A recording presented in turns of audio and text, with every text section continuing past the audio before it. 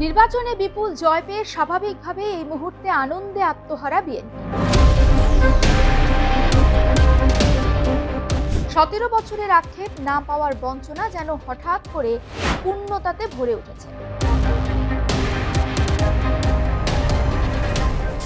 আনন্দের জোয়ারে যখন বিএনপি ভাসছে, তখন আবারও কিন্তু রাজপথে নামার হুঁশিয়ারি জামায়াতের।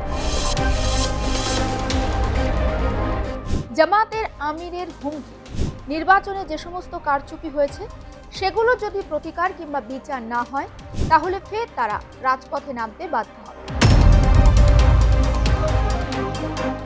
এমন হুমকির কথা শোনা গেল জামায়াতের যারা শরিক বা জোট সঙ্গী এনসিপির নাহিদ সার্জিসদের গলাতেও।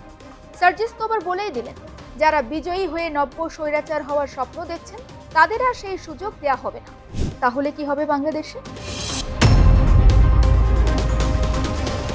ফলে নির্বাচনের পরে বাংলাদেশে যে প্রশ্নটা এই মুহূর্তে সব থেকে বড় হয়ে দেখা দিয়েছে, সেটি হলো নিয়ন্ত্রণের প্রশ্ন, হলো স্বাধীনতা। এত বাধা বিপত্তি থাকলে সরকার আদেও নিজের মতো করে কাজ করতে পারবে তো বাংলাদেশ চালাতে? কারণ এই নিয়ন্ত্রণের প্রশ্নে যে নামটি সবার আগে, সেটি হলো মোহাম্মদ ইউনূস। অন্তর্বর্তী সরকারের প্রধান হিসাবে ইউনূসের শেষ এবং গুরুত্বপূর্ণ দায়িত্ব ছিল গ্রহণযোগ্য সুষ্ঠু নির্বাচনের আয়োজন করা। কিন্তু নির্বাচন পরবর্তী বাস্তবতায় কি দেখা যাচ্ছে? ক্ষমতা হস্তান্তরের আগে অনেকটা হিসাব বুঝে নিয়েছেন মোহাম্মদ ইউনূস। কি সেই হিসাব? দেখুন আপনি। গণভোটে হ্যাঁ জয়ী হয়েছে, আর এই গণভোটে হ্যাঁ জয়ী হওয়া মানেই একটা বাধ্যবাধকতা তৈরি করেছে বাংলাদেশে। তৈরি হয়েছে একটা অদৃশ্য রোড ম্যাপ। ফলে সরকারে বদল হলেও সেই সরকারকে চলতে হবে আগের সরকারের পথেই। ফলে ইচ্ছা মতো বিএনপি সরকার পরিচালনা করতে পারবে না, অর্থাৎ তারেক রহমান ইচ্ছা মতো কোনো সিদ্ধান্ত নিতে পারবেন না। বিএনপি সরকার গঠন করছে ঠিকই, কিন্তু একাধিক শর্ত থাকছে তাদের জন্য। গণভোটে মোট 4টি প্রশ্নের ভিতরে লুকিয়ে ছিল 84টি সংস্কার। ফলে রাষ্ট্রের নজরদারি ক্ষমতা অনেকটা সীমিত হচ্ছে আগের তুলনায়, এবং সরকারের হাতে পায়ে থাকছে একটা অদৃশ্য বেড়ি। এবার ডেপুটি স্পিকার হবেন বিরোধী দলের কোনো একজন প্রতিনিধি, অর্থাৎ জামায়াতের প্রতিনিধি। বিদেশি চুক্তির ক্ষেত্রে এবার থেকে সরকার আর একা কোনো সিদ্ধান্ত নিতে পারবে না। অনুমোদন লাগবে বাংলাদেশ সংসদের উচ্চ এবং নিম্নকক্ষে। ফলে এটা পরিষ্কার হচ্ছে বিএনপি সরকার গঠন করছে ডানা ছাটা অবস্থাতে। সত্যিই কি তারেক রহমান ডানা মেলতে পারবেন? ক্ষমতা ছাড়ার আগে ইউনূস সরকার 4টি দেশের থেকে বিশাল ঋণ নিয়েছেন। সেই ঋণের দায় এখন এসে পড়বে নির্বাচিত সরকারের উপর, অর্থাৎ তারেক রহমানের বিএনপির উপর। এছাড়াও নির্দিষ্ট কিছু পণ্যের ক্ষেত্রে ওয়াশিংটনের অনুমতি ছাড়া অন্য দেশের সঙ্গে চুক্তি করতে পারবে না বাংলাদেশ। আর এই বিষয়গুলো প্রভাব ফেলবে বাংলাদেশের সঙ্গে রাশিয়া এবং চীনের সম্পর্কে। ক্ষমতা ছাড়ার আগে কূটনৈতিক ভারসাম্য অনেকটাই সীমিত করে গিয়েছে অন্তর্বর্তী সরকার। সেই সীমিত ভারসাম্য কি ধীরে ধীরে আবার প্রশস্ত হবে? বিএনপির বিপুল ভোটে জয়, এই ফলাফল কি সবাই মেনে নিচ্ছে? বিশেষ করে জামায়াতের নেতৃত্বাধীন জোট। যদি ফলাফল বাতিলের দাবিতে তারা রাজপথে নামে, তাহলে নতুন করে কি অশান্তি বাংলাদেশ দেখতে চলেছে? নতুন করে কি অরাজকতা সৃষ্টি হবে পদ্মাপাড়ে? ফলে তারেক রহমান প্রধানমন্ত্রীর চেয়ারে বসলেও সেখানে থাকছে ইউনূসের বেছানো একটা কাঁটা। আর একটা কথা সবসময় মনে রাখবেন, দক্ষিণ এশিয়ার রাজনীতিতে বন্ধুত্ব কিন্তু কখনো আবেগের বশে হয় না। কারণ এখানে ইতিহাসের থেকেও স্বার্থকে বেশি প্রাধান্য দেওয়া হয়। আর সেই স্বার্থের মানচিত্রে বাংলাদেশ আবারও একটি গুরুত্বপূর্ণ ঘর, বা আবারও বলতে পারেন যে দাবার একটা গুরুত্বপূর্ণ চাল। ফলে এই প্রশ্ন ওঠা স্বাভাবিক, ভারত কি তার বহুদিনের বন্ধু আওয়ামী লীগের থেকে ধীরে ধীরে দূরে সরে যাচ্ছে এবং মনোযোগী হচ্ছে বিএনপির দিকে? কারণ তারেক রহমানকে প্রধানমন্ত্রী নরেন্দ্র মোদীর শুভেচ্ছা, ফোন সবকিছু তো সেই ইঙ্গিত দিচ্ছে। দেখুন, রাষ্ট্র কখনো কারো প্রতি অনুগত হয় না, রাষ্ট্র অনুগত নিজের স্বার্থের প্রতি, এটাই বাস্তব।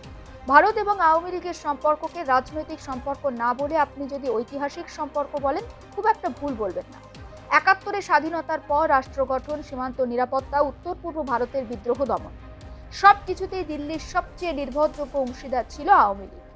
নয়াদিল্লি এবং আওয়ামী লীগ দীর্ঘদিন ধরে রাজনৈতিক এবং কূটনৈতিক সম্পর্কে অনেকটা বিনিয়োগ করেছে। আর এখনও ভারত শেখ হাসিনাকে সম্মানিত অতিথির মর্যাদায় আশ্রয় দিয়ে রেখেছে। এরপর তাহলে কি হবে? রাজনীতি কিন্তু স্থির নয়, সেটা আমরা প্রত্যেকেই জানি। ক্ষমতা বদলের হাওয়া কখন ঠিক কোন দিক থেকে বইছে বা বইবে, এটা নয়াদিল্লি অন্তত খুব ভালো করে বোঝে। শেখ হাসিনা সরকারের পতনের পরে ভারত একাধিকবার বলেছে তারা বাংলাদেশে একটা ইনক্লুসিভ এবং পার্টিসিপেটরি নির্বাচন দেখতে চায়। এর অর্থ ভারত চাইছিল নির্বাচনে আওয়ামী লীগ ভীষণভাবে অংশগ্রহণ করবে। কিন্তু বাস্তবটা কি? বাস্তবটা হচ্ছে আওয়ামী লীগের চাওয়া আর ভারতের চাওয়ার সঙ্গে তাল মেলালো না বাংলাদেশের নির্বাচন কমিশন। বিএনপি জয় নিশ্চিত হওয়ার পরে ভারত সরকার বিএনপির সঙ্গে অনেকটা বোঝাপড়ায় আগ্রহী। শুক্রবার সকাল 9:35 নিজের সোশ্যাল মিডিয়ায় বিএনপিকে শুভেচ্ছা জানিয়ে পোস্ট করেন প্রধানমন্ত্রী নরেন্দ্র মোদী। ফলে আওয়ামী লীগকে ঘিরে ভারত এখন আর তার কূটনীতি সাজাচ্ছে না, এটা পরিষ্কার।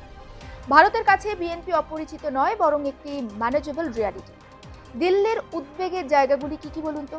সেগুলি হচ্ছে আওয়ামী লীগ বাদ পড়লে সেই শূন্যতা যেন পাকিস্তান বা চীনের প্রভাব দিয়ে পূরণ করা না হয়।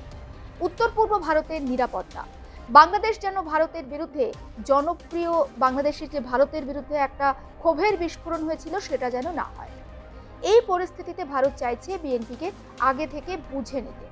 আওয়ামী লীগকে ঘিরে ভারত একটা সময় অতিরিক্ত আবেগ দেখিয়েছিল, ফলে বাংলাদেশে একটা অ্যান্টি ইন্ডিয়া সেন্টিমেন্ট তৈরি হয়েছিল। নয়াদিল্লি সেই ভুল আর করতে চায় না। তাহলে আওয়ামী লীগকে কি পুরোপুরি ছেড়ে দিচ্ছে ভারত? যদি বলি উত্তর না, খুব একটা ভুল নয়। কিন্তু আওয়ামী লীগকে আর আগের মতো আঁকড়ে ধরে থাকতেও চাইছে না ভারত। ফলে আওয়ামী লীগের রাজনৈতিক ভবিষ্যৎ নির্ধারণের দায়িত্ব এখন তাদের নিজেদের। তারা কিভাবে নিজেদের ঘর গোছাবে। ভারত চায় না আওয়ামী লীগকে কেন্দ্র করে বাংলাদেশে ভারতের বিরুদ্ধে অন্তত কোনো কথা হোক বা ষড়যন্ত্র হোক বা বিভ্রান্তি ছড়া। ভারত এখন বিএনপিকে চায়, তবে এই চাওয়া মানে শর্তহীন সমর্থন নয়। সীমান্ত নিরাপত্তা, পাকিস্তানের সঙ্গে সম্পর্ক এবং চীনের প্রভাব, সব দিকেই নয়াদিল্লি নজর রাখবে।